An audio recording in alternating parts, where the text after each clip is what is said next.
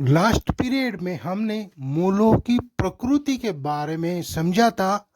आज उनके ऊपर आने वाले सवालों को हम समझने की कोशिश करेंगे। देखो ये पहला गणित किस तरह से है।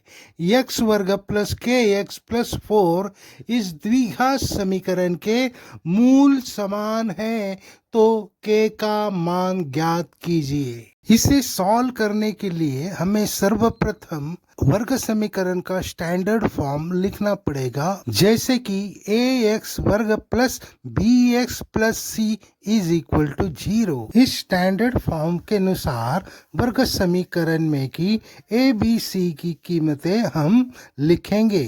x वर्ग का coefficient a is equal to 1, x का coefficient b is equal to k and c is equal to 4 respectively. a b c की कीमतें इस प्रकार आएगी। हमारे प्रश्न में हमें दिया गया है कि दिए गए वर्ग समीकरण के मूल समान है। यहाँ मूलों की प्रकृति दी है।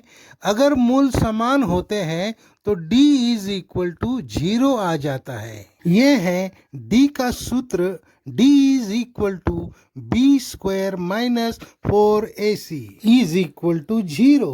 हमारी सुविधा के लिए हम इसे इस तरह से लिखेंगे। अब इस सूत्र में हम a b c की कीमतें रखेंगे। b स्क्वायर की जगह k स्क्वायर आएगा और -4 उसी तरह आके a की कीमत होगी 1 और c की कीमत होगी 4 इज इक्वल टू 0 उसी तरह से आएगा। यहाँ संख्याओं का गुना होगा, 4 एक 4 और 4 चौकम 16।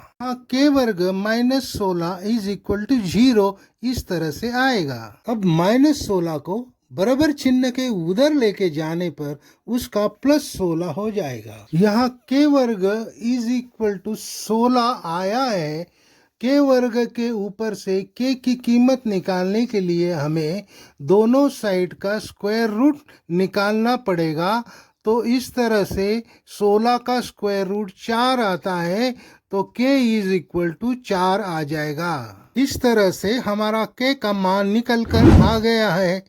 उम्मीद करता हूँ आज का ये गणित आपके समझ में आया है।